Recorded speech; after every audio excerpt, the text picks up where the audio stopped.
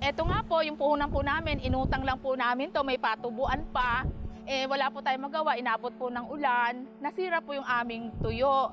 Hindi na po mapapakinabangan kasi mabaho na po talaga ang amoy. Lalo pong ganitong panahon, wala po talaga kami magiging hanap buhay. Kinabahan, ganun.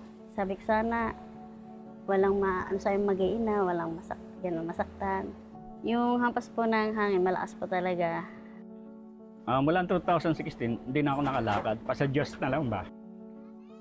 Kumisa, kumakain ako isang beses sa linggo. Paghanap buhay, wala naman tayong pinagkukunan. Minsan, binibigyan-bigyan lang ako ng mga kakilala. Nang humagupit ang bagyong Krising at ang pinalalang habagat, sinira nito hindi lamang mga bahay, kundi pati mga pangkabuhayan. Sa ilan, nangangahulugan itong pag-aalala kung paano may raraos ang mga susunod na araw at kung saan makakakuha ng pagkain.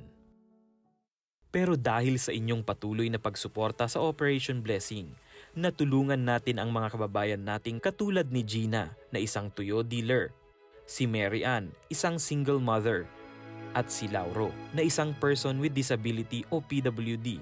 Mahirap pa rin ang sitwasyon ng ibang komunidad dahil hindi pa tuluyang bumaba ang baha nang bumisita ang Operation Blessing.